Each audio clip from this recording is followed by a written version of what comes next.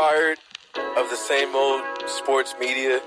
Are you tired of hot takes, arguments, and questions that are just completely off base? Luckily, we have something for you.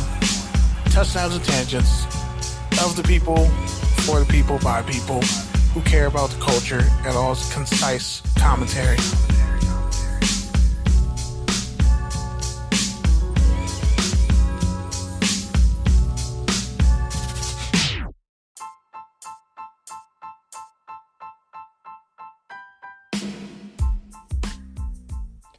Yo, what's good, everyone? It's a wrap on the 74th Annual Senior Bowl, live from Mobile. It's been a hell of a week. I've been doing way too much out here. Nelly was way too lit the other night. But outside of that, the Senior Bowl, the game itself, never the main story, but still a decent game. Jake Haener, Fresno State QB, a guy I talked to at Media Day, really showed out, showed consistency, had the highlight pass of the day, 44-yard bomb to Michael Wilson, California native, another guy I talked to at practice, just really trying to carry on the Stanford legacy. Outside of that, the quarterbacks on the American team were not great. The Shepherd QB, he was efficient, but he also took a couple sacks, threw a pick at the end of the game.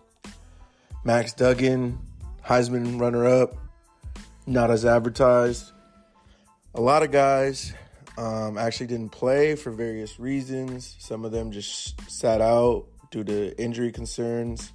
The BYU quarterback, Jaron Hall, sat out. J.L. Skinner flew home. He had an emergency in his family. DeJuan Jones didn't practice after the first day, nor did he play. So, overall, though, good game. Some highlights include the Cincinnati linebacker, Pace Jr. He got 10 tackles for the national team.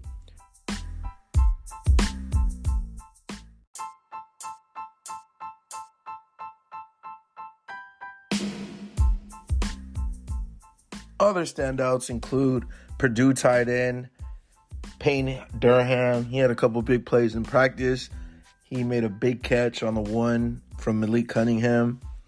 Cunningham took his lumps again, made a couple nice runs, had that nice pass to the Purdue tight end, did the old fumble Ruski and scored on a 1-yard TD, but he did leave the game with an injury on an interception. That was the American team's only touchdown.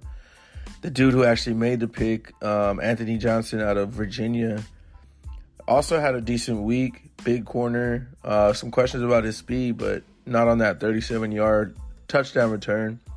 Dude actually changed his number to represent one of his teammates who was slain in the Virginia shooting in November. So another good story. Rodriguez Jr. out of Kentucky, the running back.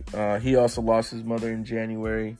He balled out, had like over 40 yards on the ground, had a big catch in the middle of the field, was also consistent all week. Evan Hill of Northwestern, he also was the best running back on the field for the national team, 74 yards on 10 carries. Started off with a big 24-yard gash, like right off the get-go. Showed a lot of patience, some good cutbacks, different gears and acceleration. Ali Gay out of LSU, he got a good sack all week. He showed a lot of aggression on one-on-ones. You could hear his hands. You could hear him working that pass rush. Florida A&M edge Isaiah Land registered a sack. He got a solid play against the run. Almost got a safety. Daniel Scott out of Cal. He's also from Los Angeles, I believe. Pasadena, somewhere in that area. But Scott was like 1 foot away from having a really sick interception in the end zone. Overall, versatile safety, had a solid week. Sidney Brown of Illinois also made a couple plays at safety. He's another guy who made himself some money this week. I didn't watch as much of the safeties and corners, but he was a guy a lot of people were talking about throughout the week. Josh Wiles, another tight end who made himself some money this week. kept finding ways to get open. Another guy for the American team, the wide receiver Josh out of Southern Alabama, represented for the hometown. Had quite a few catches from the Shepherd QB. Overall, Senior Bowl 2023, huge success, solid game. The parade was hella fun. Nelly was cool. It was great to be out here in Mobile. Everyone treated me well, made sure I was safe, told me where to go, ate plenty of great food, had lots of great beer. And yeah, man, just excited to be here, excited to wrap this up. Now, keep listening for all of my different interviews throughout the week. You'll get some stuff from Media Day, some stuff from practices, and some of the post-game press conference stuff. But yeah, tap in with us. Touchdowns and Tangents. This is Touchdowns and Tangents OT. Live from the Senior Bowl. I am PD Camarillo, and I am fucking out. Peace.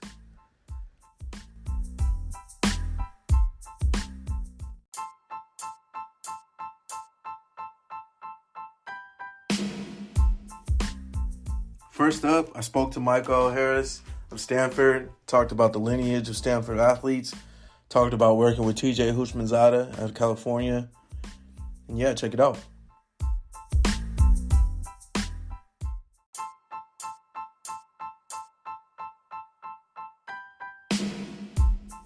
All right, man. So you're from Southern California, played in California. Yes, sir. What does it mean to be out here representing both Cali? You know, I know you said you're training with TJ. Yeah. But also representing the Pac-12. Yeah. So I think multi-layer question. TJ's been believing me for 3 years. He's been saying to everyone, you know, Mike is one of the best receivers in college football that nobody knows about. So I kind of wanted to prove those guys right, that have poured a lot and invested a lot to me. And so this was kind of me just paying homage to them and giving back. And then for the second part of the question, coming from Stanford, we've had an insane NFL pedigree in the last 10 to 15 years, where we've had Hall of Fame players, elite players, guys that have been the best in their position. And so I just want to be the next Stanford great and kind of compete at a high level, but also carry myself with honor, with dignity, and be articulate and just operate at an extremely high level. Definitely hear that in how you talk. But best food spot in the Valley, man. I'm a healthy eater, but I gotta go in and out. I'm an in and out guy. Oh, come on, man.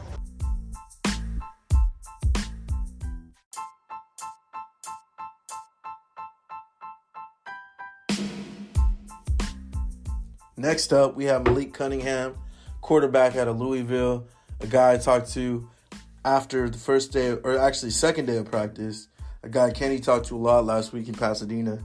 Check it out.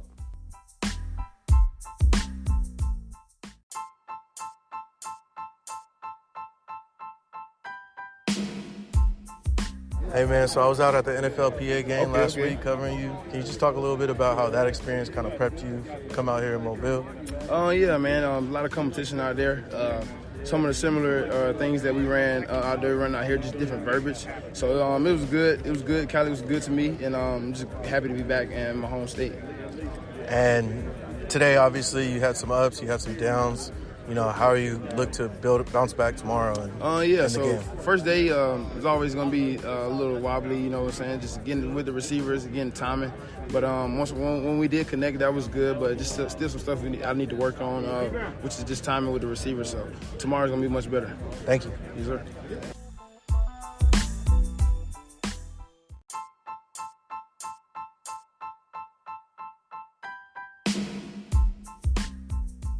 All right, guys, here's another guy that Kenny talked to a lot in Pasadena, who I also followed up with, a dude who absolutely balled in the second day of practice. Marte Mapu out of Sacramento State, Big Sky Defensive Player of the Year. Here it is.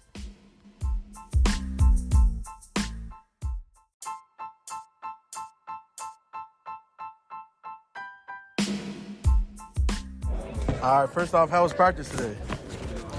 It was all right. Good first day to start, a bit of foundation on.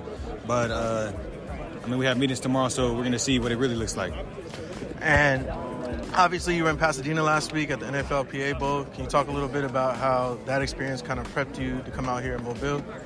That was probably my first time being between the tackles, truly, and like between the guards and having a lot of playing time at that. So I was just prepared. I spent a lot of time with the DC and my linebacker coach, just learning the fits and stuff like that. I was already pretty well versed, but getting out there and actually having a feel for it is a little bit different than understanding the scheme. And you're feeling more comfortable now? Yeah. Yeah, awesome. And obviously, we're a long way from Hawthorne, so how do you feel being out here in Mobile and, representing the 310? Job's not done yet, so I'm not really thinking about anything else but continuing to dominate day after day.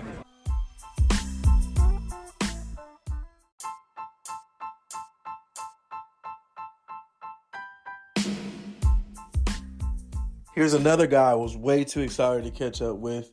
Didn't actually end up playing in the game because he had a situation with his family. But prayers and condolences to him. Here's JL Skinner of BSU. Obviously, I'm biased. Peace.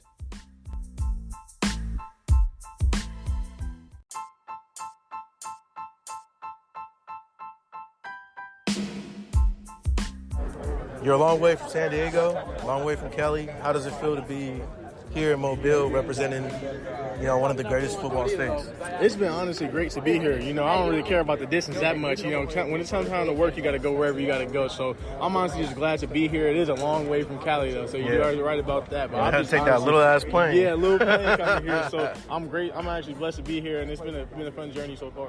And obviously you were at Boise for a few years. Andy Avalos, legend there, comes back. What did you get from that experience, having someone who's both, played at a high level and has also coached at a high level? What did you learn from him? Coach Al he treated us like a brother, like a brotherhood. He was a part of the brotherhood while also being our coach. So that was the type of thing that I felt was best for me, and that was the best thing about our relationship is that he understood the brotherhood and he was in it, so he knows exactly what it means. So playing for a guy like that just makes you want to represent the brotherhood even more and represent that school and everything that they built. And obviously, a lot of people know you for your big hits, your versatility, but maybe what's something that you want scouts to see as they go back and look at your film besides that? I say my speed.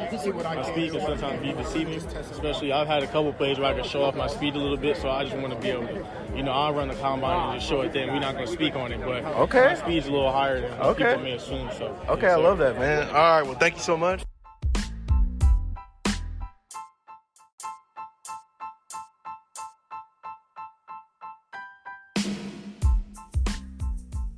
Keeping it moving to the other side of the ball, a dude who made himself a lot of money, moved up people's boards, Steve Avila, interior offensive lineman out of TCU, really was consistent throughout the week in one-on-ones. Here he is after the first day of practice.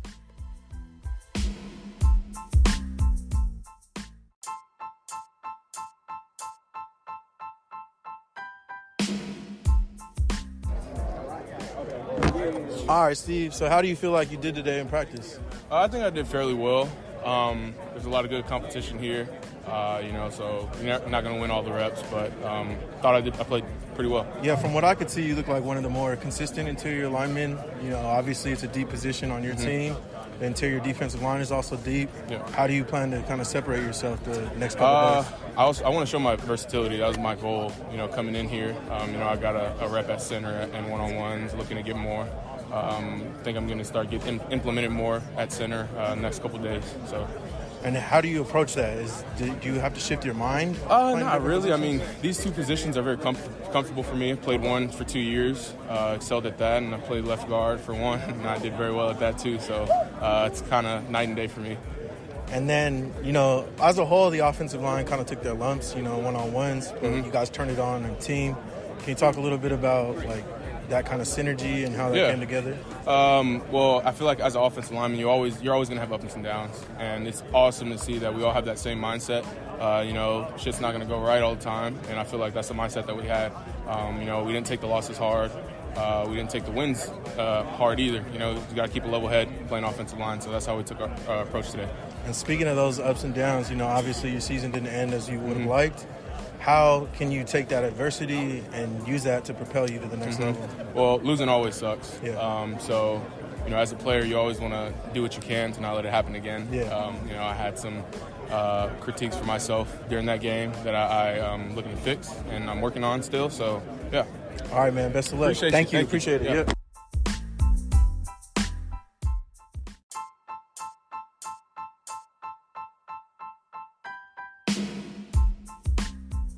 Next up, we have DeJuan Jones, literally one of the biggest prospects in this draft. Literally, probably one of the highest drafted players that will come from this Senior Bowl. He only practiced one day, but I caught up with him after the last day of practice. Just wanted to ask him a few questions since the media was all drooling all over him and asking him the same repeated questions about who he models his game after, et cetera, et cetera. Check it out. DeJuan Jones, Ohio State.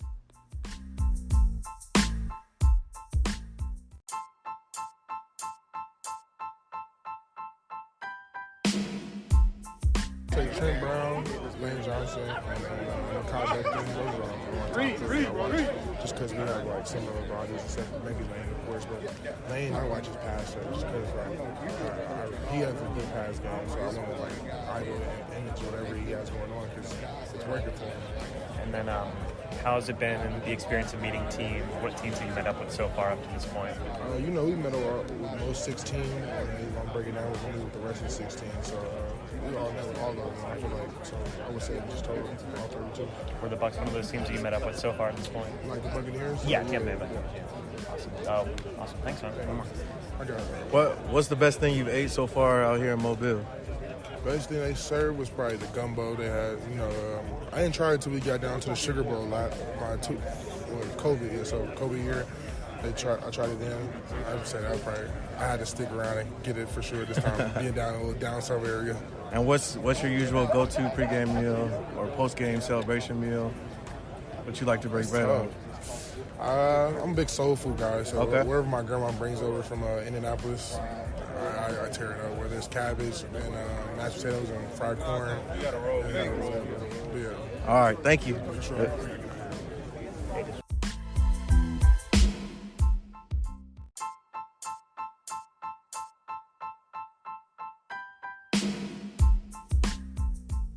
This next player really caught my eye for his consistent motor, way he moved for a man his size. Gerald Clark out of Coastal Carolina, a nose tackle that I think should be on a lot of people's boards in the later rounds. Check it out.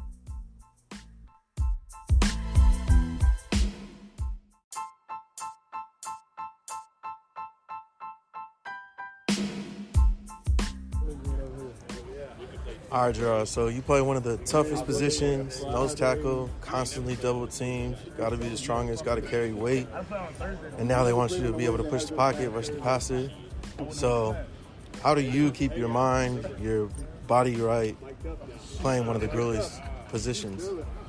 Just studying the guys who play the position the best. My favorite guys to watch are Vita Vea, Dominic, Kenny Clark from Green Bay Packers. Just watching those guys play, just watching how they dominate, and then just watching all their highlights, watching their technique, watching on reps how they lose, and then watch how they win, and just try to study that and try to implement it into my game.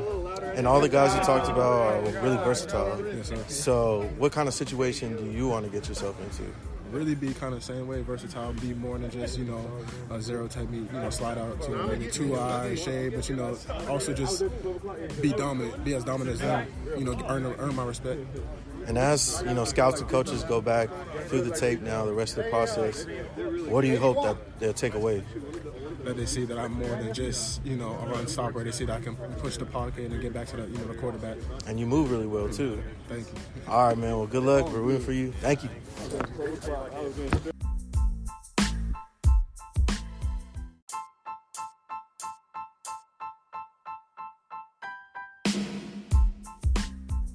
Next up, we have DJ Johnson out of Oregon, a guy who caught my eye for his seriousness and size on the edge. Here he is talking about playing at different programs, playing different positions, etc., etc.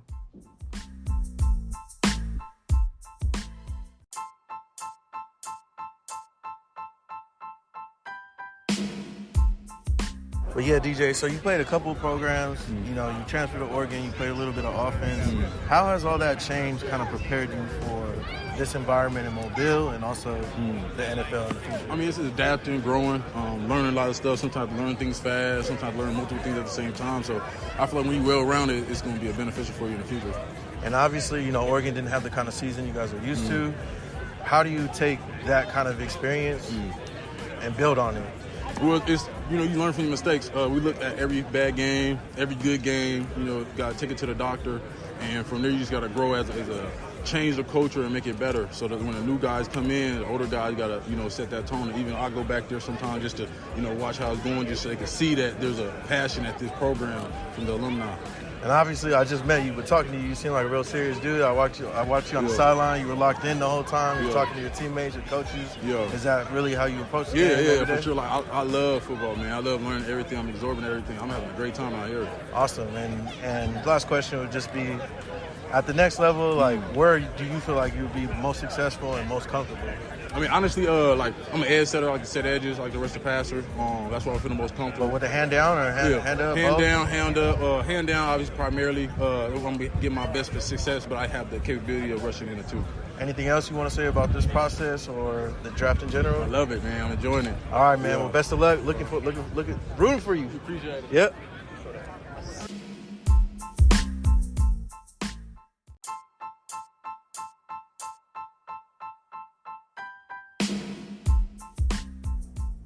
Here's another big offensive tackle who made himself some money in Mobile. Darnell Wright, tackle out of Tennessee, really showcased his footwork throughout the passing drills and one-on-ones. He took his lumps, but overall looked like a solid tackle. Here he is talking about his quick feet.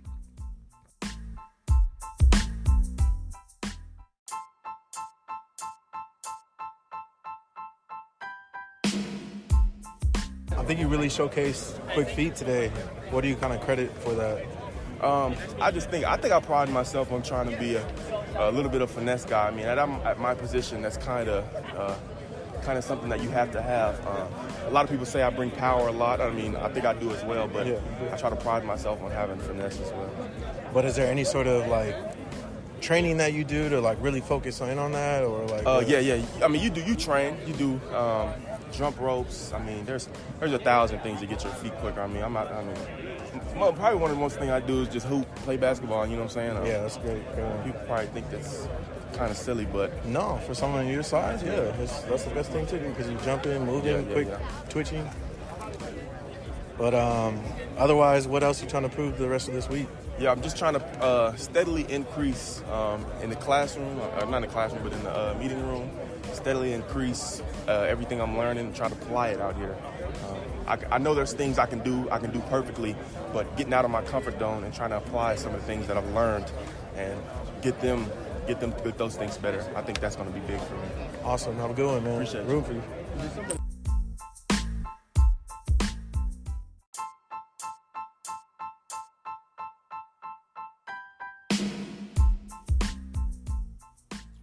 Another volunteer player who made himself some money, Byron Young, edge out of Tennessee.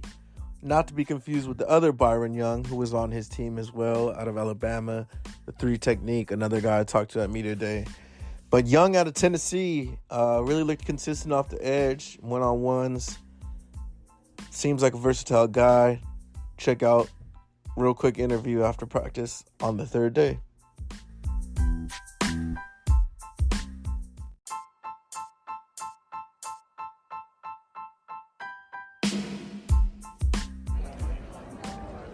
All right, Byron.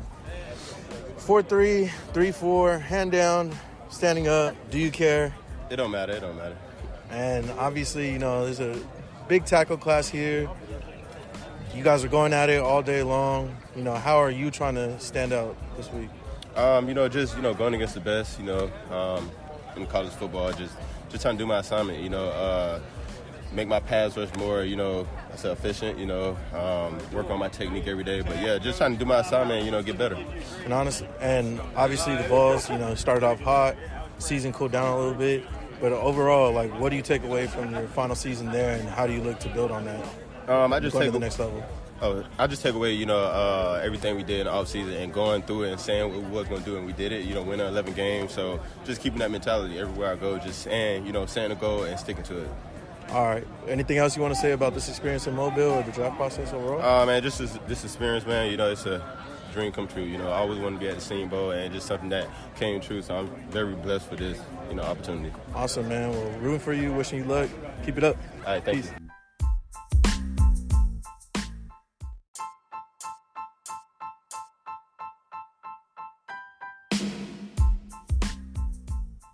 Next up, Isaiah Foskey, edge out of Notre Dame, a guy I caught up with after the first day of practice.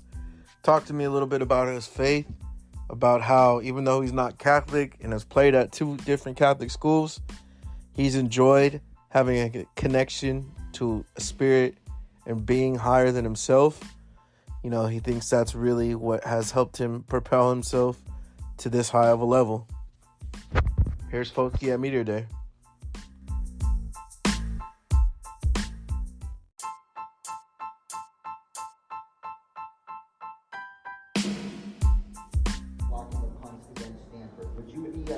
Willing to play a healthy dose of special teams during your rookie NFL season if need be? No, I like kickoff and punt return a lot, but any special teams I'll be willing just to help the team out there to win a game. But punt return, I love punt return. This year I was able to block 2 punts, which is just a life or game-changing type of thing. And blocking punts is always fun, so I like punt return a lot. And kickoff too. Isaiah, there's going to be a lot of one-on-ones this week. Is there anybody you're particularly excited to go against? And if so, what's the move you're going to pull out? Like going to take the moves?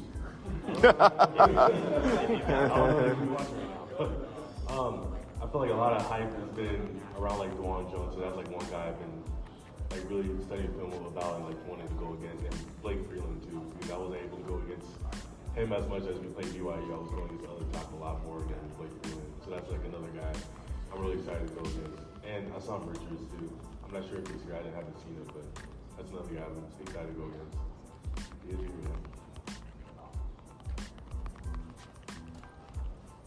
Hi, Isaiah. So the advisory board notified you after 2021 season that you need to improve your run defense. What type of things did you attack going into 2022 to improve that? Pretty much just hand placements is like a coachable thing. That was something I was just focused on senior year, and that's what pretty much try to attack it. It all starts with attacking the offensive tackle, attacking the guard, and just with hand placement. That was just one of the coachable things that can go into the senior year and just help me a lot defend the run.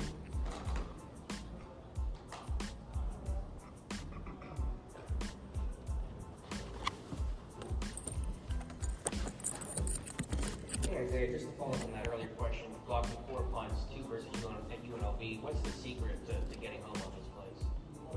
That's to the coaches, like Coach Foley and Coach Mace. They pretty much set me up free, like both great 2 special team coaches that I really admire. To set me up free and set other guys up. I think we have probably like the most blocked punts in Notre Dame history, and I don't know if it was college this year, but we have like a lot of block punts. I think like 8 or 7 block punts. It's just always, it's up to the coaches and just like determination for the players trying to get the block punt. That's like the whole mentality of the punt block team. Isaiah, so what is the difference between going from Coach Kelly as opposed to Coach Freeman's coaching philosophy for the last season? I just feel like personality was like the biggest difference. That Coach Kelly, I see him as more of a generic type of head coach, like a CEO of the team, and Coach Freeman more hands-on, more personal type of coach. He's always around like the players in the lunchroom and in the player lounge. He's always around the players. That's like the biggest difference I noticed, and a lot of people notice in Notre Dame. Yeah, Isaiah, I'm just curious, what do you think about your game will translate tests to the NFL? Part of my game that would translate best to the NFL is just getting to the quarterback no matter like any type of way. That's what I'm good at. That's what a lot of people see on film, is just getting to the quarterback. That's what a lot of edge rushers, dream about. That's what they're always working on with pass rush specialists. And I feel like I just do a great job just have natural talent to get to the quarterback. Hey Isaiah, over here. I was just wondering, how did it feel to break Justin Tuck's sack record, and what did that mean to your career as a member of the Fighting Irish? Yeah, that was a crazy experience just because my first time playing in the snow against Boston College, senior night, and there was like a lot of hype and emotion and array towards that game. That snow game was really fun though. Like, I remember that. It was really fun. A lot of cool pictures too. But yeah, just breaking that sack record, just because I have a good relationship with Justin Tuck now since I met him at the beginning of last year. So we just built on a relationship. It's just something different that you can break someone's record that you actually know you met. It was on the phone with him, met in person. So it was a little bit different, but it was an exciting moment for me. Hey Isaiah, so, just to kind of talk about something you mentioned earlier, coming out of college now into the NFL, how do you feel like your college coaching staff and really that whole experience at the collegiate level has prepared you into taking that next step going to the NFL? I feel like it prepared me a lot since our DC was Coach Golden. He came from the Bengals out of the Super Bowl and then went straight to Notre Dame. So he brought like that NFL type mindset right when he stepped in to Notre Dame to be our DC. Pretty much set that mindset for the whole defensive staff, for the whole D-line, linebackers, and back seven. So that was like a good transition into like the NFL, where my mindset already coming into the season, trying to like have the best season so I can have the best shot to go to the NFL, which is definitely the highest. Hey Isaiah, thanks for your time. So what is your overall approach as you're going to be able to meet with all 32 teams and their reps here at the Senior Bowl as well as throughout this entire draft process? My approach is meeting with every team, just be myself. They know everything. I have nothing to hide, just to be myself, be genuine, and just talk to them, have them to get to know me. But my approach, like throughout this whole Senior Bowl, just to show the versatility I can have on pass rush, and I can be able to stop the run. I can drop some in the coverage. Probably do some like middle runner, some linebacker stuff, or go to curl flag, drop in the flats. I'm just looking for versatile defensive end that they can have on their team. All right, thank you all. Thank you.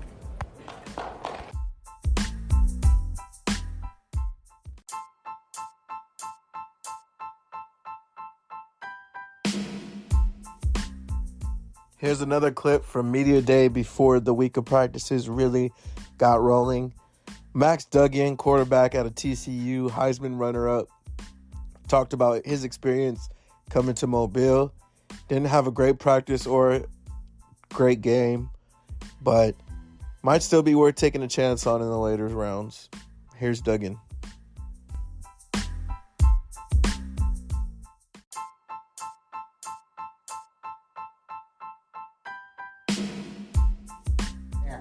Congratulations on getting your spot. I hope you have a successful NFL career. And I was just wondering, did the experience of growing up with two older siblings adopted from South Korea shape your views on teamwork in any way? Yeah, I grew up kind of a unique household. My brother and sister both adopted, and different traits and personalities and characteristics. And I think it helps. I think with a football team, you have so many people from different backgrounds and different cultures. They're all coming together, love each other, all aiming towards one goal. And I think that's what's special about our game.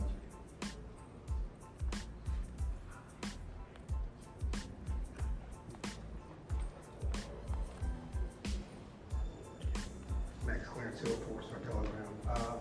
Just talk effect on the season and how it's just been a whirlwind for you. I know what you thought before the season, you think about being here, but just can you talk about all the successes you've had this year?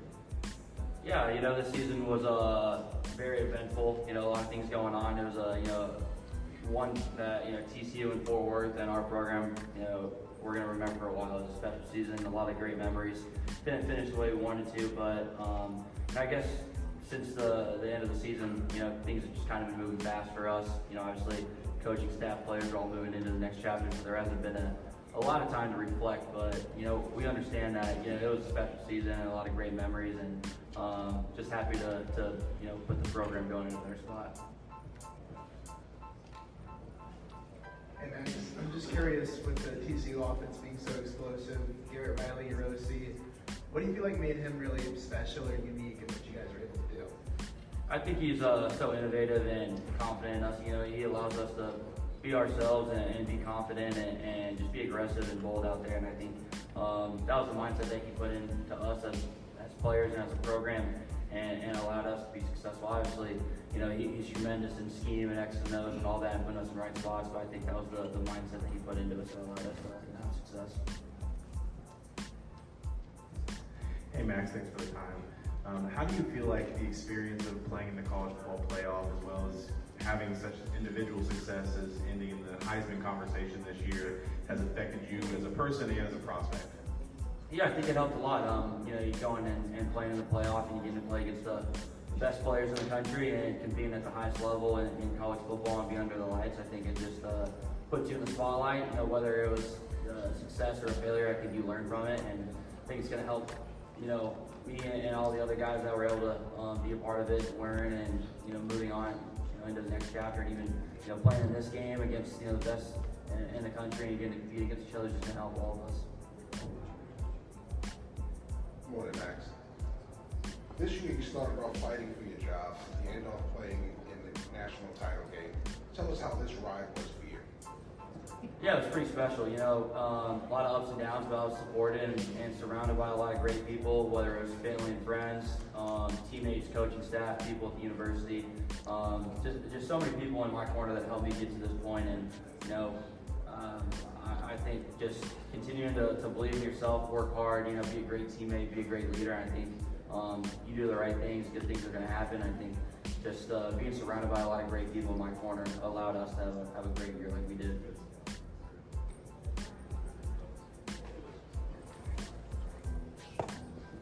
Max, James Boyd, The Athletic.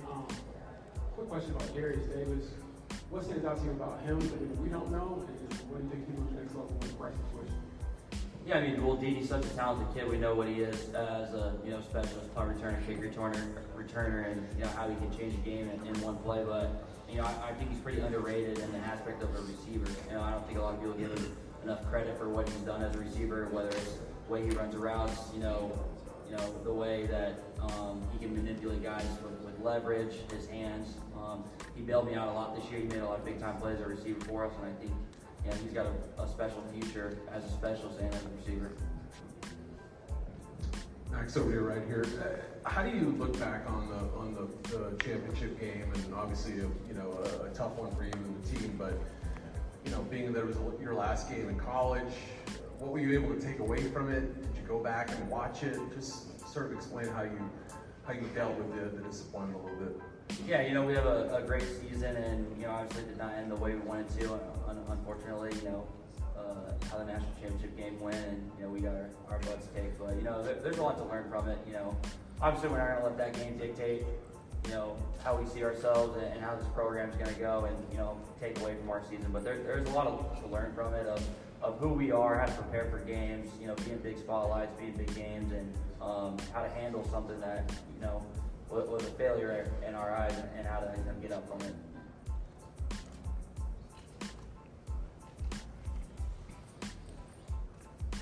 Hey Max, it seems your mental fortitude and toughness has kind of been at the forefront of your season this year to showcase. What's another part of your game you're excited to showcase NFL teams this week as we go through this process?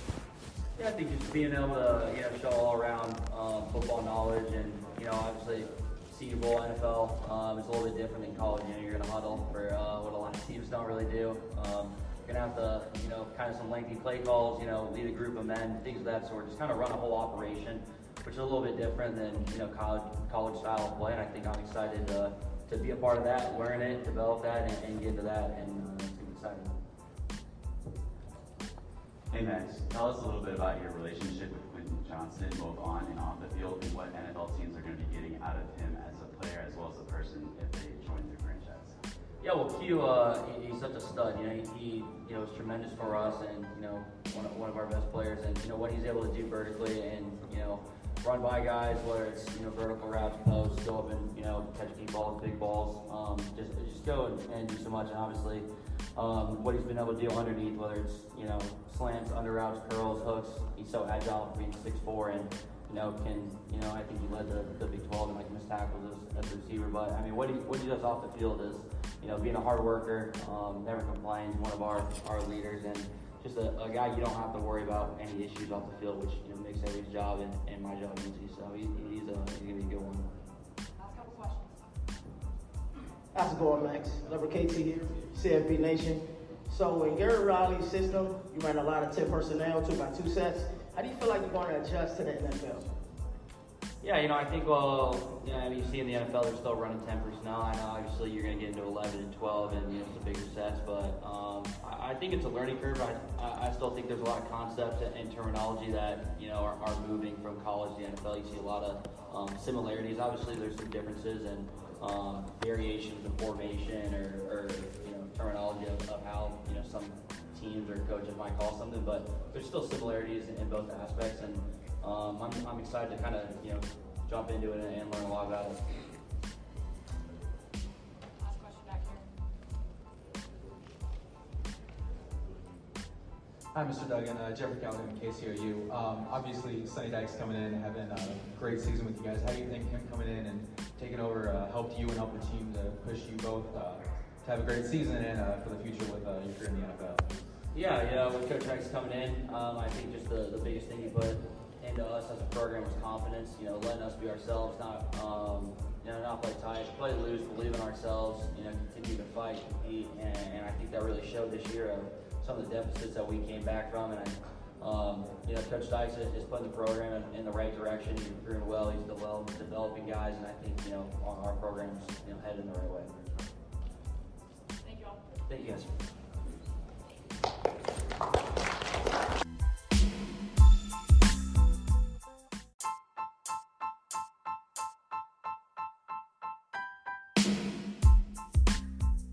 All right, guys. So we're finally to the end of our coverage of Mobile Senior Bowl. Our last clip is the press conference, which took forever to find. But you got 3 defensive players, 2 from the American team, 1 from the national team, just breaking down their overall experience in Mobile. Hell of a time overall this week in Mobile. Really enjoyed myself. And hopefully you enjoy listening to all this great coverage. Thanks. Peace.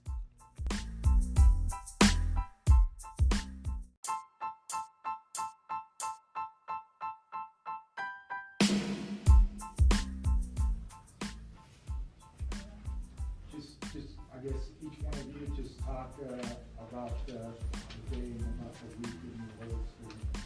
I'll start with that. I had a fun week personally, going with the guys around me, being coached by the next level coaches that we'll soon be with, and learn a lot of knowledge about football. And just had fun about the game, the all-star game. Went out there and showcase our talents with a bunch of guys out on the field. Like I said, being around the guys, getting to know them, one another. It's kind of thing, good thing about football. You got good guys coming together for a short period of time, different background. You get to know each other. Instead of learning football, all the same thing and roles.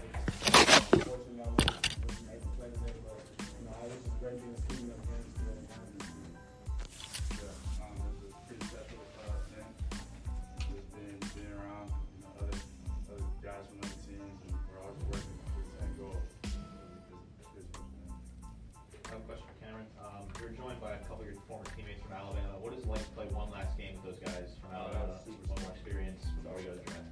But that was super special, man. Just to see guys at the same helmet as me. Felt more comfortable going into the offense like we did that year before. So it's good fun. And then DeMarco on the other side. And then DJ Dale Byron on the other side. So Cameron, you play with a lot of great quarterbacks every time. What do you mean?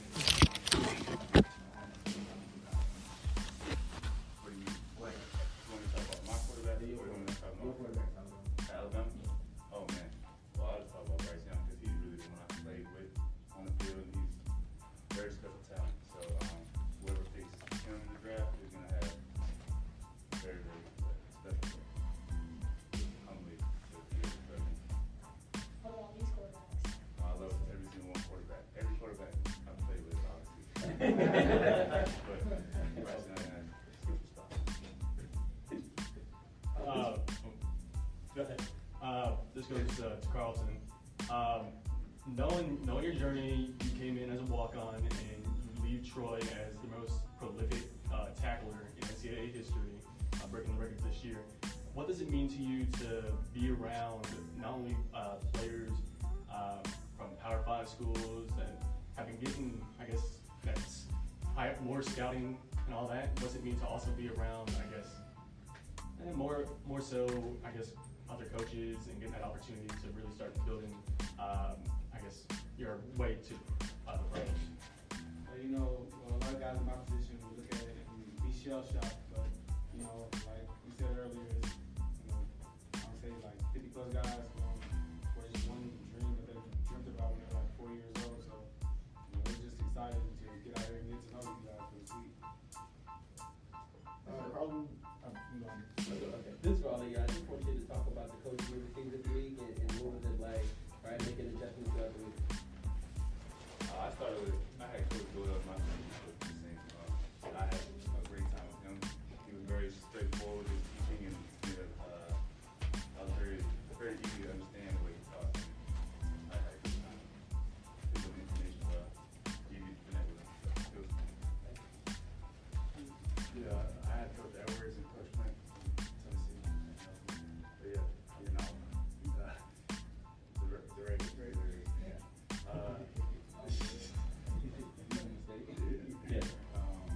They're just special guys. We just learn from their knowledge and just pass it down to us before we, you know, take that next step. Just getting us prepared. Hey, Carlton, my bad. You were gonna say that's my bad. Because Bowling was my coach, you know, from Texas. You know, he's kind of a younger guy, so it was good, you know, getting there, getting a good feel for him. But you know, even being a younger guy, he had so much knowledge for the game. You know, just learning from him, just little details about, you know, certain offenses, what he's gonna get. Even though we didn't run much of the game, you know, just get to pick his brain all week. I feel the love and the insight he has in the good game. Thank you.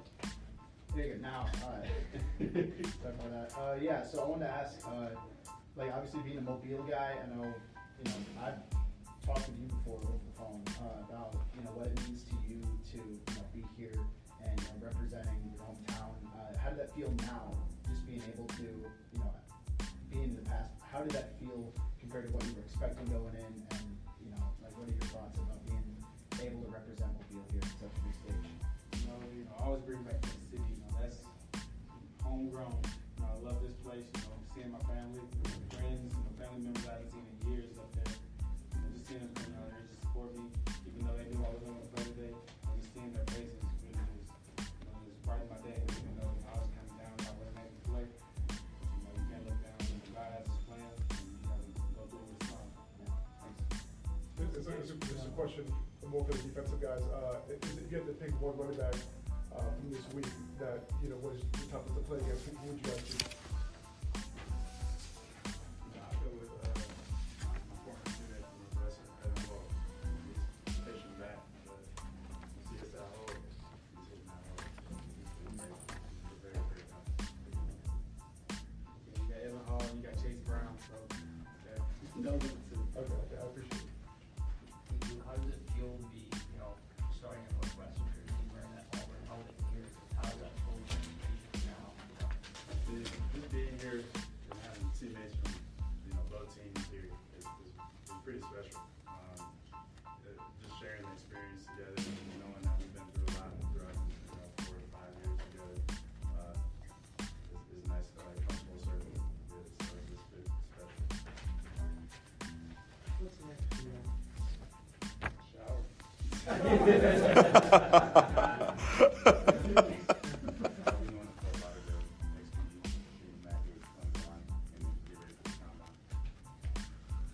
Kim, can you talk to us? Okay. Both training at Exos together. Yeah. So, we're pushing each other. All right. Kim, I had a question for you. What was the week like going against the linebackers? Kind of didn't really, besides like some one-on-ones, I really didn't go to my like for DNs, DBs. Is that it? Thank y'all. Thank you.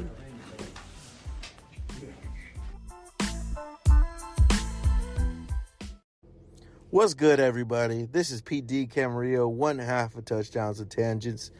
Thanks for hitting play. But before we get started, just want to take a quick couple of seconds to shout out Anchor. If you're not already using this podcast app, you're definitely losing. Anchor is one of the easiest ways to publish and monetize a podcast. Not only can you collaborate, make calls, add sounds, add music, and all that great stuff, but all you have to do is hit publish. Next thing you know, your podcast is all across the great podcasting network. So yeah, please, if you get a chance, Anchor is a one-stop shop for recording, hosting, and distributing your podcast. It's 100% free and really easy to use. Anchor will match you with great sponsors who want to advertise on your podcast. So yes, you can get paid to podcast right away. In fact, that's why I'm doing this ad right now. Tap in, touchdowns and tangents, check out the Anchor app.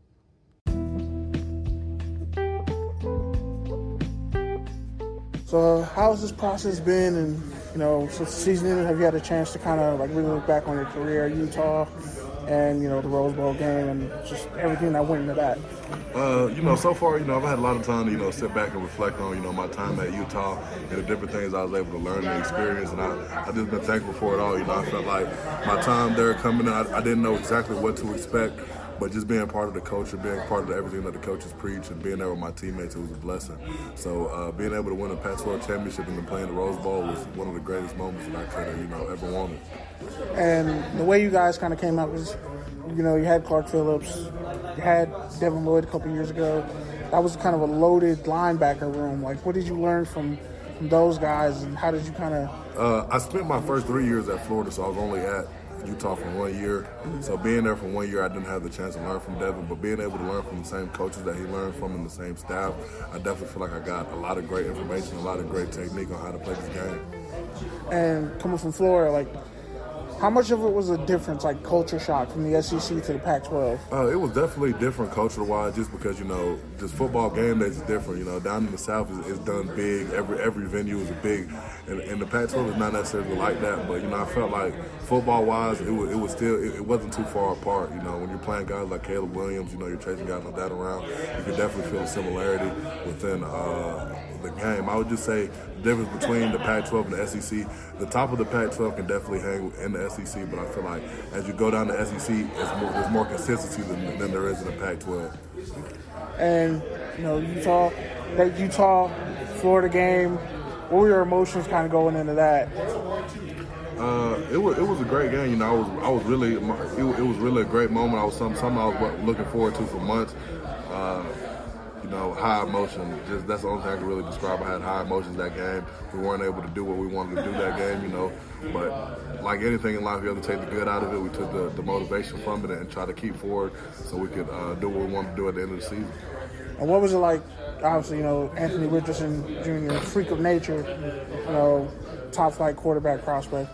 What was it like? Were you practicing against him, but then actually having to go against him in the game? It was great. Throughout the whole offseason, I was telling people just how special of an athlete and special of a player Anthony was. So I was well aware of what we were going to face when we got into the swamp.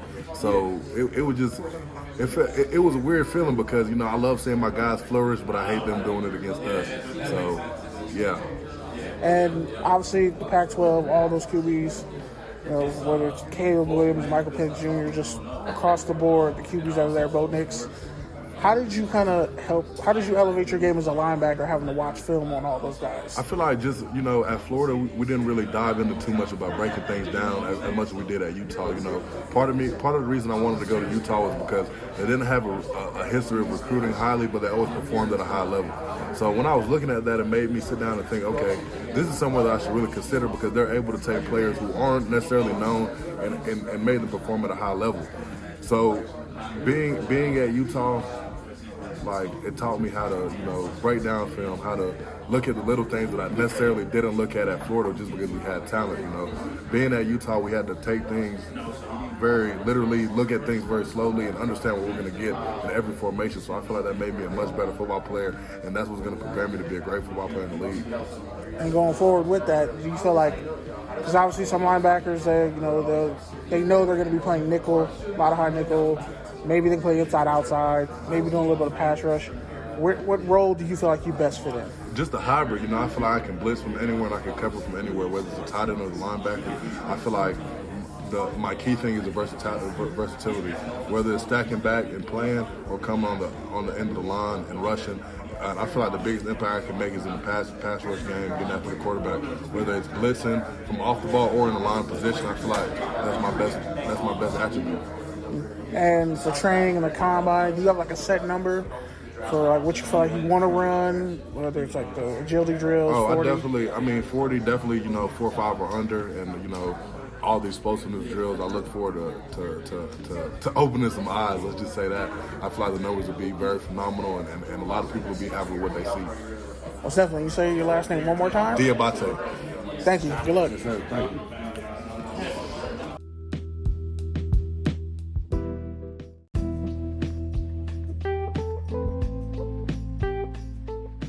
All right, so I was at the NFLPA Bowl yesterday. I was talking to former teammates, running back Chris and Johnny. Yeah, so he talked about how Napier leaving. You got a guy like Cyrus Torrance leaving, All-American. He had to make the choice whether he wanted to stay in Louisiana. He wanted to build something with the program. What do you feel like? What impact do you feel like you left on the program? I feel like when I came in, I just wanted to help the program be better. I feel like I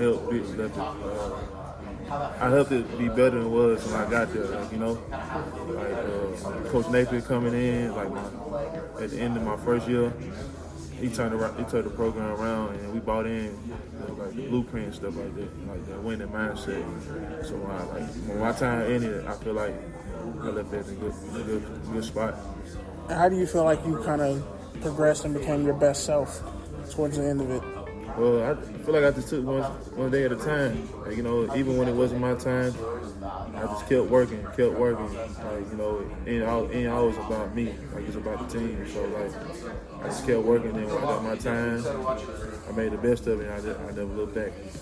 And what was it like going up against a guy like Torrance in practice? Because he was All-American at Louisiana and at Florida. That's my dog. Yeah, he's big, man.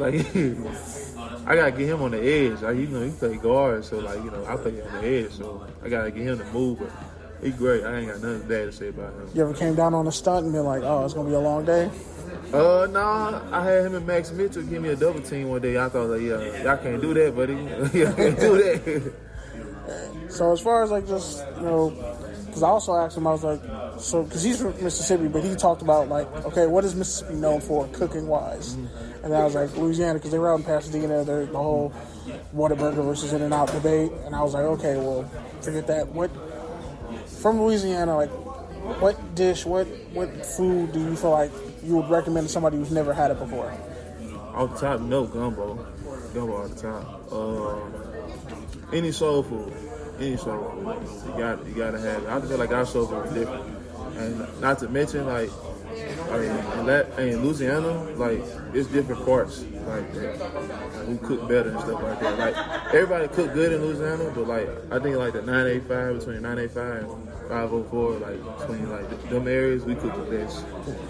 Is it about is it more seasoning, temperature, kind of spice type thing? Lafayette Creole, so they got more spice. They food good, but they got more spice set food.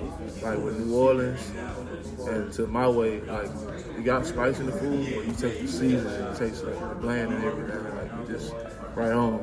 How y'all feel about sugar on grits?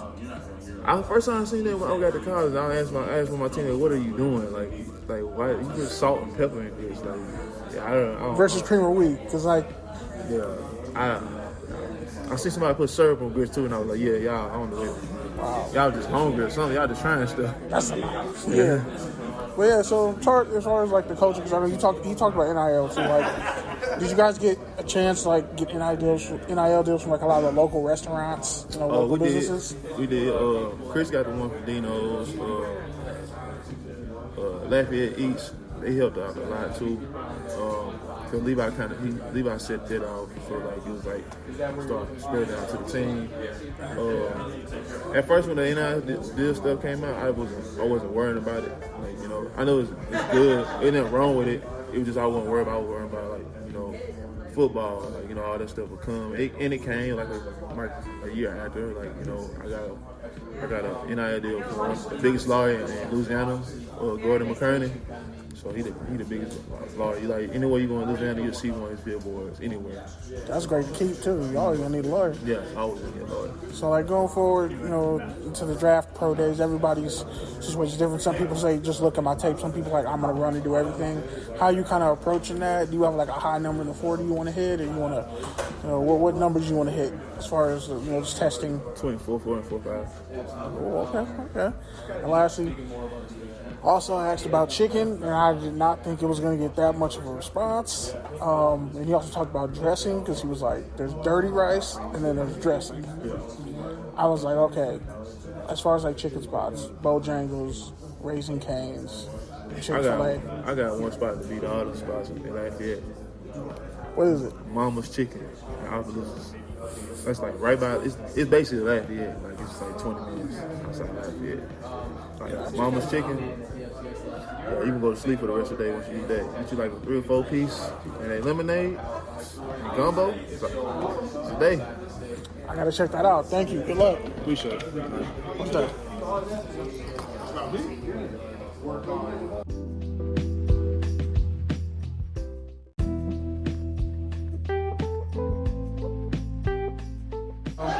How's this whole process kind of been for you so far? I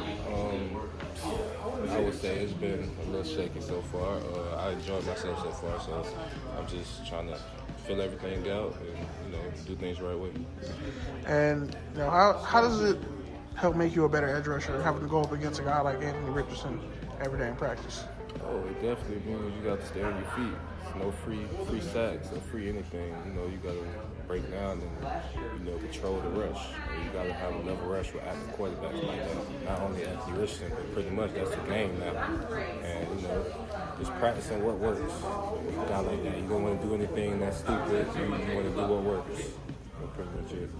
And then Cyrus Torrance, offensive lineman, All-American at Florida and Louisiana. What was it like seeing him one-on-one? That was a sight to see.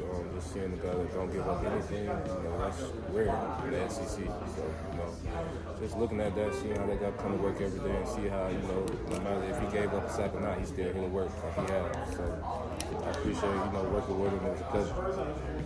And obviously, Georgia, Alabama, they're always going to be there every year. But how do you feel like, you kind of answered the call this year against those teams? Against Georgia, we definitely did not answer the call the right way that we should. I wish it could have been better. But honestly, with Florida, it's going to take time. It's a new coaching staff, new everything. So I definitely think with time, things will prevail and go in the right direction. What's the biggest thing you feel like you improved on going into this year? Just making the right decisions when the wrong ones are easy. So doing the right things on the field. You're supposed to be boxing this guy, actually boxing, run around and make a play, an easy, quick TFL, just doing your job better. That's how I've been working on this year. Doing my job and being there for my teammates. And as far as the combine and all the different drills and testing, you plan on doing everything? Yes, I'm out doing everything. Hopefully I'll put up some good numbers. Do you have like a magic number you want? I know I want to do 34 plays on the bench press. Okay, all right. I got some goals here, but we're just working every day. That's all. I don't want to put too much pressure on myself. I just know I got dreams and aspirations. I hope they come true. And do teams see you kind of more as like a 3-4 outside, stand-up edge? Like how do you feel like teams are going to use you, going forward? It depends on whatever the team needs for me. I can do a lot of things. I played in the 4 down and the 3-4 defense. So whatever they see fit for me, that's what I'm willing to do. And I asked a couple people, some cats from Louisiana, some cats from Texas, LA. The whole in and out Whataburger thing is a big deal. At Florida, y'all obviously got all kinds of different foods. What separates you guys, from just any other region as far as that? As far as food? Yeah. Actually, we wish that we can get Whataburger in and out, down in Florida, sometimes.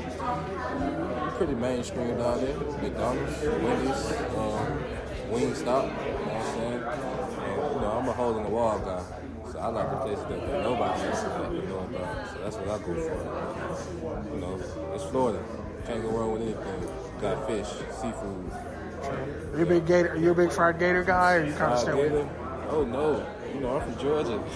And I'm like everybody feels different on that, and I'm like, I don't know. I tried it though. We do have a thing in Atlanta called the Auburn Fest, and they serve like seafood. It's a Caribbean fest, so they serve all that type of stuff. So it's pretty good to me. Tastes like chicken. That's what's up. Good luck with everything. Thank you. Sure.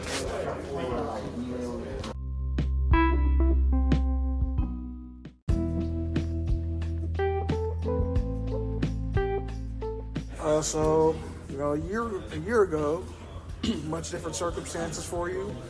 You know, the issue, figuring out, you know, trying to get back into Washington because, you know, the injury and you weren't fully healed. Yeah.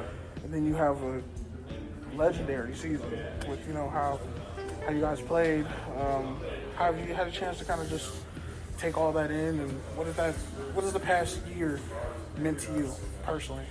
Yeah, it's honestly a defining moment of my whole life, to tell you the truth, because I had so much adversity along with my teammates though too, because we had a horrible year in 2021 going 4-8, and to turn around the way we did and go 11-2 it's so special. And then back to what I was going through with the injury, and then having to reapply and reinstate myself back to playing again, it was crazy. And you just can't see the light at the end of the tunnel at times, and then sticking to what you know and just saying it's going to happen for me and keep grinding, and the teammates too as well, like everyone counting us out, no one believing in you, and just not caring about what others are saying and just focusing on the people that matter the most, the ones in that room, and knowing what we know and seeing it all the way through. I mean, it was a culmination of just all the hard work and it finally coming to light after all the turmoil and all the adversity. It's like it happened for a reason, because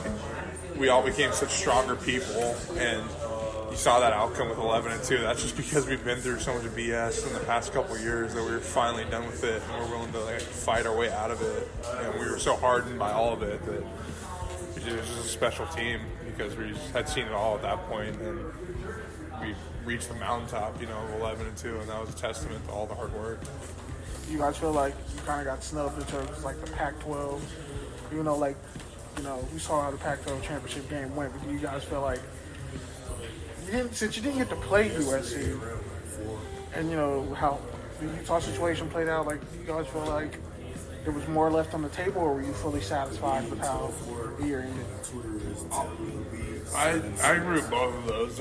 I was definitely satisfied, because going from 4-8 to winning the Alamo Bowl against Texas and being 11-2 and having 11 wins, I think we were the only 15 or something in UW history to do that. It's an impressive feat.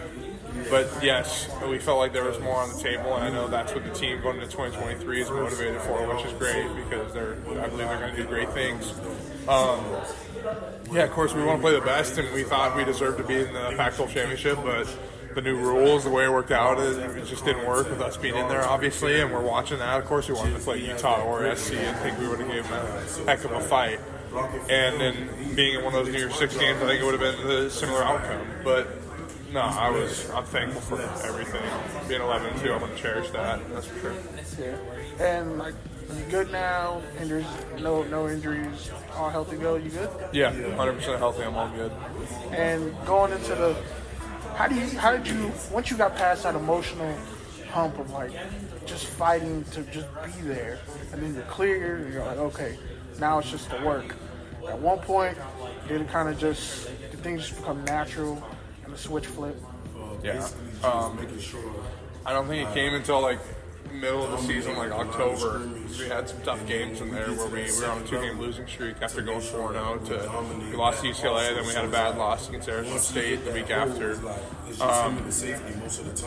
And I was still coming back fresh on the injury, so I was working through some stuff. The injuries felt great, but in terms of my shape and trying to get back to that was tough, because I was on an accelerated timeline.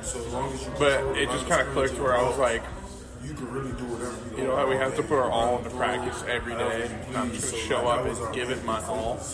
And me doing that in practice, it's going to translate in game day. And if we all as an O-line attack that, great things will happen. And I swear, after losing that Arizona State, we just grinded like we never did before. And it was you heard less people complaining about a practice or thinking we just did our job. It was it was the toughest group I've been a part of, because we had some tough practices in there, but we just didn't say anything. We just went about our business. business and just did it. We just did the work, and that was the outcome, how special it was. And just individually, how do you feel like you improved, whether it's pass set, whether, after the injury, kind of readjusting? Because for a lineman, it's easier to kind of come back. If it's like an upper body injury, if it's like your hand or your wrist, like, where to punch, how to protect yourself. But with your ankle, your foot, like, if it spreads, goes into your knee, like, how did you kind of, elevate your technique in spite of, rehabbing from the injury? Yeah. I just wanted to make the point going into the year in the goal line is just leave nothing on the table, meaning in terms of effort, physicality, all the above. I mean, I already had that in my game, but I wanted to exclamation point stamp that. This is the narrative that Jackson Kirkland is. So I just started refining my leg strength in the offseason and getting more power generated out of my stance so I could start moving people off the ball. The run game was a big emphasis I wanted to bring. And playing guard, you can do that because that's what you're asked to do, is really get those D tackles moving inside, displace them to the second level. So that was the main focus throughout the season, and I think it showed for sure, was bringing that physicality to the run game. And with the season that Michael had, were you guys expecting that? Did you kind of did you see that coming? Or was it kind of just a perfect storm and everybody was everybody was kind of on one wave? Yeah. It was a little bit of both because me and Michael, especially obviously coming in the season, he did some great stuff in Indiana before he transferred. But man, I don't know about those numbers though, because those are like video game numbers. At one point, I don't know if you're going to tell me going into the season this is what we do. It's just kind of, I was like, okay, I'll believe when I see it. I knew we had something special in Penix and the receivers, but that's just a testament to them, the way they practiced and fully maximizing their potential. Because I think we had the best offense. Potentially, the weapons he had, we're all firing on like all cylinders and we're all detailed. Like it was unstoppable. The last 4 games have proved that because we were just in our groove and it was, defenses couldn't stop it. Especially the Apple Cup. I think, was that the game where he had that 30? He had a screen and ran 30 yards. And I was like, because I was covering USC all season, but I'm like, Caleb's not the only guy who can run. And right? Yeah, totally. And I thought. Caleb Williams, heck of a player, obviously won the Heisman, but I do think that Penix didn't get enough credit. I think he was overshadowed a little bit because, we had such a great quarterback playing the Pac-12. I'm like, hey, man, you might want to check out our quarterback because he's doing some crazy stuff up here. Indeed. And where do teams feel like they see you, and how do you feel like, playing multiple positions, how you kind of readjusted, especially in terms of being stronger in the run game? How do you feel like that's helped your stock? Yeah, I think teams see me at guard and tackle. Like, they love that versatility, and that's what I can play. That's what,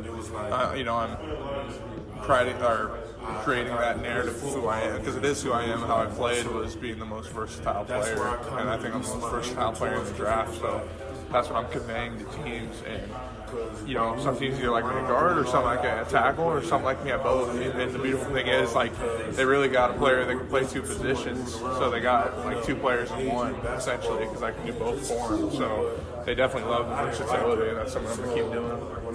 And as far as like testing athletically, what do you think you're going to run, lift? How are you kind of approaching that whole situation? Yeah, definitely. I plan on running 5'2", at least. Lower, that being the most or whatever. At least 25 reps, 25. Vertical, 27, 30. 4-5 shuttle, but all these trying to get these marks at least a 9-foot broad. I'm also going off what a good O-line measurement is on that, and then like when I first got there, under 7'5" of the L cone. That's all I'm repping right now. So we'll see in Indianapolis pro day what it'll look like. Well, Steph, and obviously you guys played against Texas. I've been asking people like around whether it was LA Bowl, NFLPA. Whataburger In-N-Out. In-N-Out. And I had Whataburger for the first time in Texas, and it is overrated. I'm sorry if I'm, hurt people's feelings on that, but In-N-Out all day. Now, are you like a big burger guy at In-N-Out? Shake burger? secret menu. How do you feel about the fries? Yeah, In-N-Out fries are not. I'll be the first to say they're not that good, but the burgers are too good, so I don't really care about the fries. Cool. And just from what's like the most memorable story from one of your teammates that you saw this year? Coming forward. I talked to my mom and it's like, I would say Edifuano he's our linebacker, and he suffered a bad injury. I'd say bad just because of the timing. It was too bad for him. It was during winter workouts in February. And he tore his ACL. People are thinking that he's out for the year. Like he's not going to contribute at all. And he actually came back November, contributed in some big games for us, and then got like a big punt block for us in the Alamo Bowl. To me, he's like always been a great player, but for him to come back in that fashion and immediately make an impact off a serious knee injury, I mean that just showed me, oh my God, this guy's a special dude. Lastly, how good is it knowing you went out beating Oregon and beating Washington State? Everything, like especially the Oregon one. That's like I hadn't beat them since 2017, and that's always the standard for UW is being on top of those guys. So to do it my final year at Eugene, I mean, it couldn't have been more of a poetic ending. Thank you. Good luck with everything. Yeah, thank you, man. Good seeing you again. Likewise.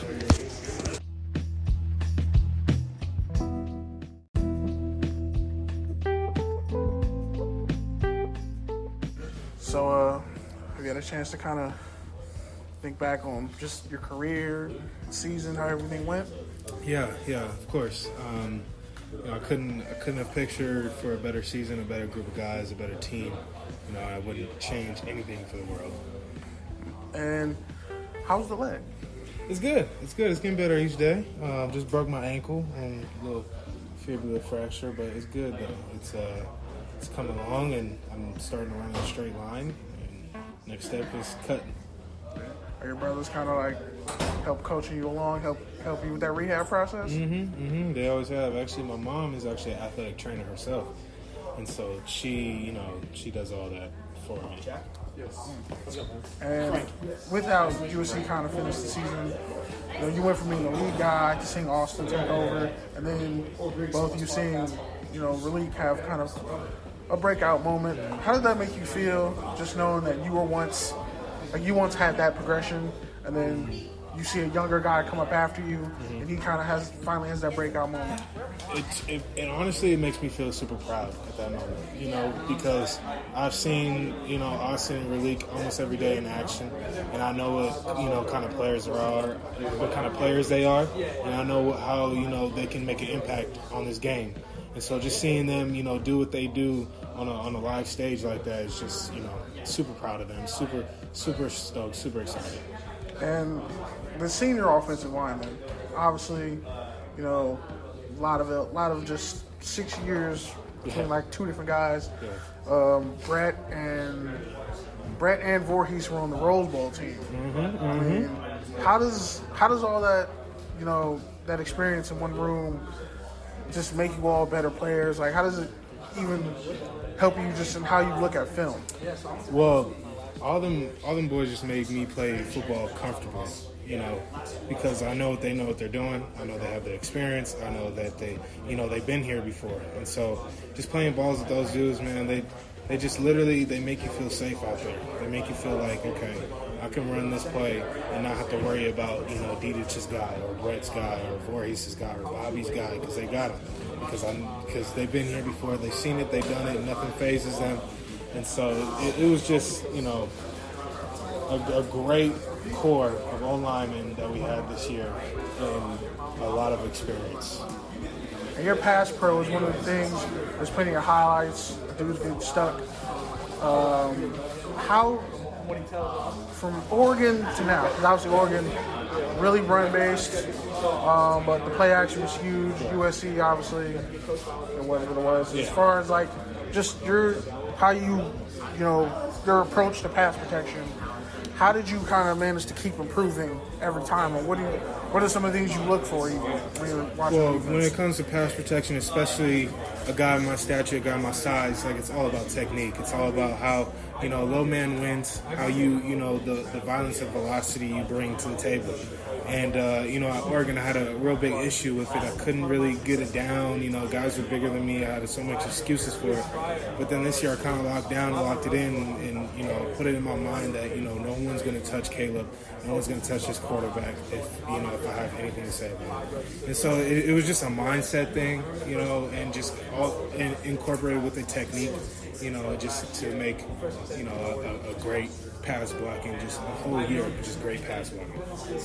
And as far as like just testing and running for the combine, pro days, whatever, do you have like a set number for what you want to run? Well, I'm gonna run at least a 4.4. Let's see if we can run anything quicker than that. That would be wonderful. But 4.4 is my goal.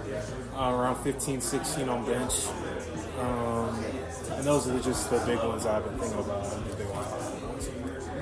And as far as just your approach to how you handle NIL and just, your graduate, your master's degree, all that, like your post football or just post college, like how are you set up in that regard, and what are you most excited for in terms of that? Yeah, just having the network, behind me, the connections that I've created through Oregon and USC. I'm not worried at all for football after, life after football, because I have such a great support system through SC and Oregon that, I know that I can get a job somewhere doing something, because it's overwhelming. It's overwhelming. They both have programs just for that, a specific thing where, you graduate, you're done playing football, you're done with all that, and what's next? They have both of those schools have specific things for that, and, I've just been really lucky, really fortunate to go to those types of schools, because they treat me with nothing but respect, nothing but love, and I know that they'll continue to do in the future. And lastly, I've been asking a lot of people this from the South, all over. Yeah. Where do you stand on this whole In-N-Out Whataburger beef? Man, I'm a Cali boy, all right? I'm a Cali boy. It's In-N-Out all day.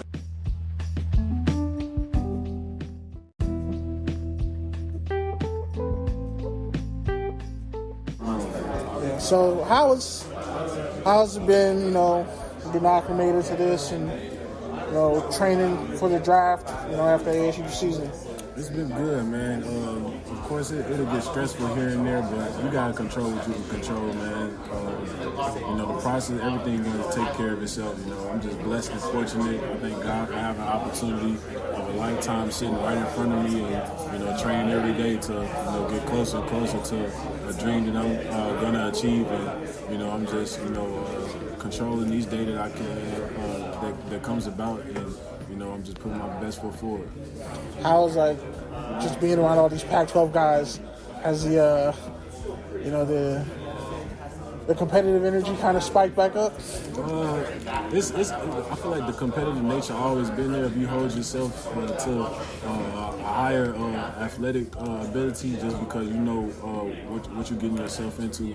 The type of level of competitiveness, that's around you, especially, at different levels like the Pac-12, SEC, Big 12, Big 10, and stuff like that. So, I always try to hold myself to, you're not there until you're there. And even when you get there, you still got work to do. So, just being able just to, sharpen my game each and every day. Even guys that I'm going against in the Pac-12, because it was always competitive there, especially this past year. The Pac-12 was really, really good. The guys coming from the transfer portal, especially just, all over the place. When you got teams like USC, UCLA, Utah, you name it. So, even just being able just to, compete with the best of the best, man. Just always put your best foot forward. What was it like? Because you got a guy like Rashad White came before you. Similar skill set, I almost want to say. Because run really good in the pass game. How did seeing what he did and just preparing for this season kind of mold you for, just for what's coming next? Just being able just to, just imitate what he did and just being able just to, carry that into my own game and be able just to tweak different things that he did in his game and just be able to carry it out as well. Because I feel like we had a similar playing style, and just being able just to watch film and see the different things that he did versus the different things that I do, and just being able just to work on that during practice and even do those things in the game at times. But even though both of our seasons ended up different outcomes, I feel like we still put up not almost the same numbers, but in the aspect of putting up some great numbers to display and show scouts and other people that we both can play at the highest level and be a starter in the NFL. And as far as like testing wise, you plan on doing everything, or some stuff you're gonna be like, look at my tape? Definitely, any performance that I put forth in front of the scouts, I definitely want to put a great performance, and then always let them go back to the tape and look at the numbers, because although I did have that we didn't have a good season, that we ended up 3-9. I feel like that's going to be overlooked in a sense, but at the end of the day, I can control what I can control and have God on my side, and be able to at the end of the day, when it's all said and done, people are going to talk about Xavier Valade being an underrated running back, and being able just to go back and look at his film and the things that set me apart from everything else, on top of a great performance at Pro Day. Yeah. So, do you have like an exact number, or you kind of just like, I already know what I'm going to run, doesn't really matter, it's kind of a combination? You like, you want to hit 4.3, 4.4, you trying to aim high? I know there's some rumors going around. I know I'm going to run faster than 4.55. I know that for sure. So I'm going to just get that out the way right now and just let people know that that's not what I'm going to run. It's definitely going to be faster than that. Gotcha. And when you look at every part of your game, pass blocking, catching, running, what do you feel like is the strongest? I feel like it's definitely it goes hand in hand with my versatility, being able to running pass kicks out the backfield. I mean, I feel like that's what sets me apart from a lot of running backs out here, especially my size. I feel like being a 6 foot, 200-pound running back that can run fast and run and catch out the backfield can definitely set you apart from a lot of running backs by being just a tad bit bigger than the average running back. And just being able just to show your versatility, and being able to pass protect and protect the quarterback at the next level. Last, this is kind of a fun question. Everybody talks about In-N-Out Whataburger, but Arizona has some spots. Like, where do you fall on that whole beef situation with Whataburger, In-N-Out? Honestly, bro, I feel like I tried In-N-Out, and I did try Whataburger, but I'm gonna go with In-N-Out just because I feel like that the burger is just, I like how they just make the buns crispy and stuff, but like Whataburger is good. It's just, I feel like it's just a little bit too big. It's like, but if you ever seen Good Burger, I feel like it's Mondo Burger. Mondo Burger and Good Burgers. I feel like those two go very hand in hand. That's what really just represent In-N-Out. In-N-Out is definitely Good Burger, and Whataburger is definitely Mondo Burger. But if you haven't had Valley Wings in Arizona, in Scottsdale, Arizona, please go to Valley Wings. It's one of the best wing spots. And I'm from Chicago, and I'm telling you that Harold's and Valley Wings really got some competition going on. So I'm going to leave that right there. I'm glad you said that, because there's a Harold's between Hollywood and Highland, Hollywood and Vine, and I feel guilty because like I don't want to go there, but like I don't want to go all the way to Chicago and get it, but I feel like I have to. So Harold's, what's the order? You've never been there before. What do you tell somebody to order? You gotta get whatever wings that you want, whether if it's a 4-piece, 6-piece, 8-piece, 10-piece, whatever. Just get it with extra lemon pepper, and mild sauce on top. And you probably can get, we say pop in the Midwest, so you can get you a can of pop or a mystic. Any type of mystic that you want to get. So make sure you go get the lemon pepper and the mild sauce on your food. Do not get it on the side, get it on top. Gotcha. And one last one. Deep dish, New York versus Chicago, deep dish versus flat. Like, where do you fall on that? Are you really die-hard deep dish? I'm die-hard deep dish. I don't care if everybody's saying it's too much sauce. It's not too much sauce because it's the style that you have to get used to. It's the tradition you have to get used to. So, people, put your emotions aside and enjoy the sauce pizza, okay? All right, thank you. Good luck with everything. Thank you, bro.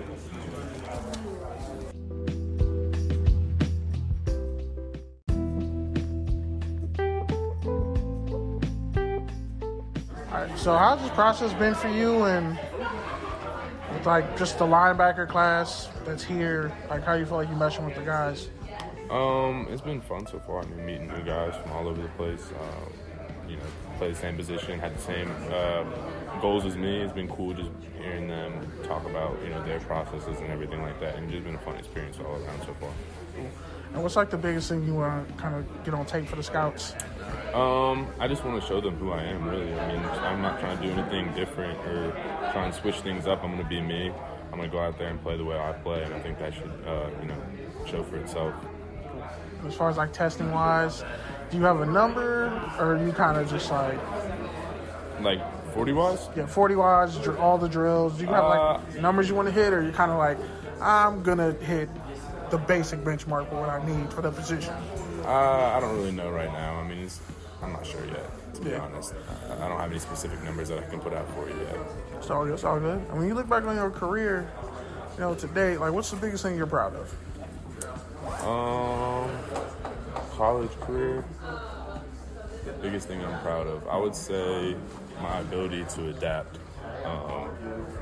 The way I don't know, I've always played inside linebacker growing up, and when I got to college, I thought I was going to play mostly inside linebacker, and I got switched a little bit to outside linebacker, playing out of the box a little bit, doing some different things, and just like my ability to adapt with that and change my style of play and still become a productive player like I wanted to be. I think that's the thing I'm most proud of. Cool. Thank you so much for everything. Appreciate you. What's up?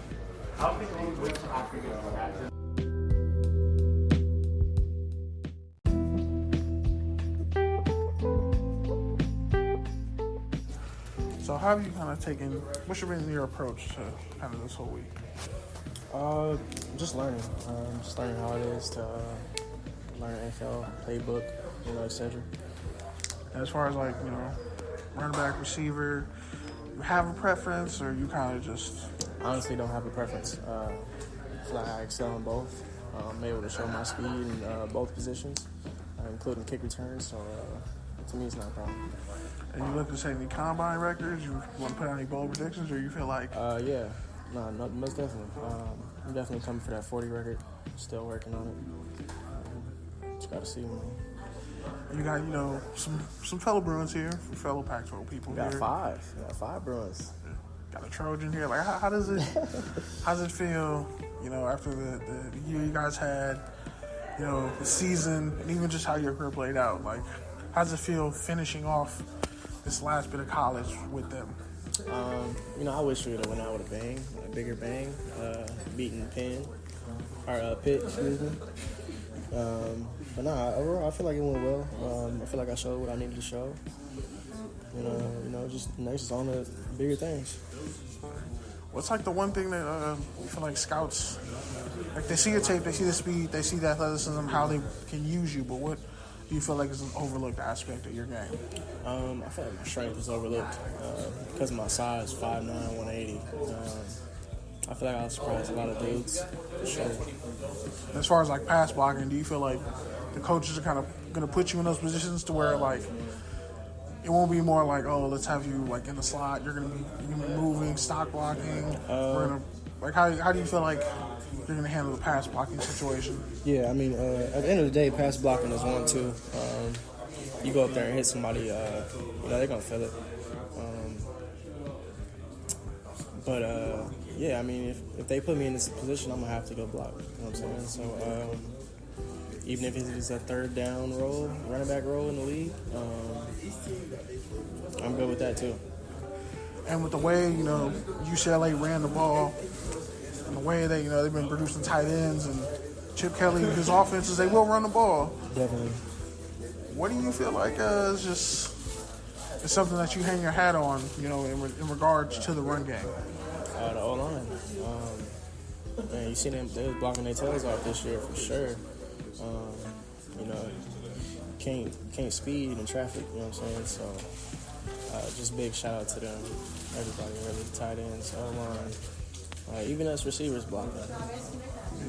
And lastly, like, do y'all get in on the whole In-N-Out Whataburger situation? Like, is that dead, or is it just more and more people keep having, like, blasphemous takes? Oh, man. We went to El Paso. We tried it. And I don't know. I think it was just a bad day for Whataburger. I've had Whataburger 3 times. It hasn't disappointed me, but I'm not a big fan of In-N-Out either, so I'll probably give the upper hand to Whataburger. All right. If you had to pick one spot in your time in Westwood, just in general the places you've been, what's the most slept-on restaurant? Slept-on restaurant? Hole in the wall or name brand? Okay. They have this Vietnamese spot in Westwood. I forgot what it's called, but it's Thai food. Got pho. Just a lot of Thai cuisines. It's right by the Domino's. I'm forgetting the spot, though, but it's good. It's a little orange sign. Okay, bad. Well, Yeah. good luck with everything, man. Appreciate you, man. Likewise. Sir. It's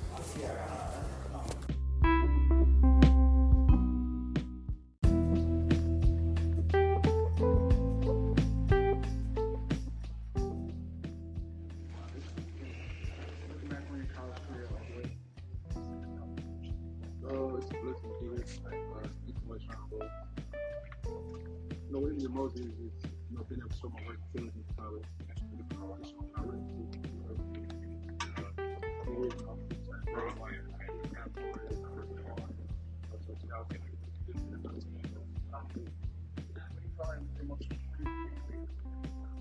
I say Mark, you know, had a big example throwing a touchdown, have 2 regular I say that's my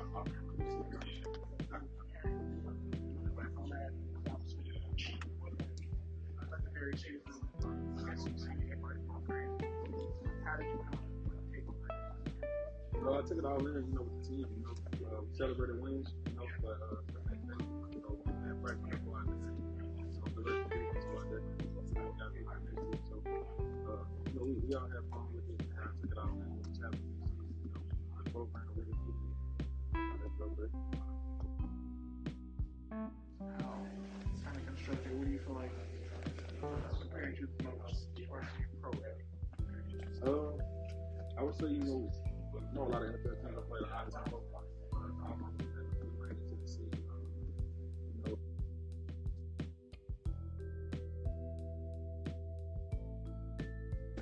Catching the ball and different things like that, just showing my stuff. You got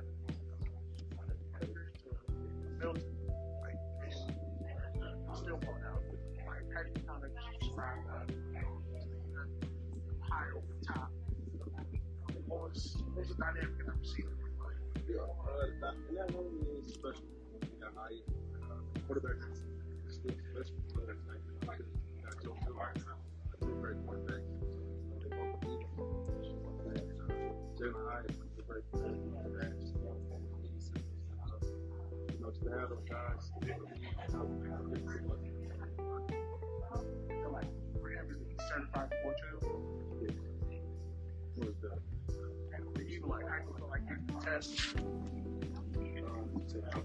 How you feel like getting the test? Like, all the drills, all the field stuff, 40s, everything. Yeah,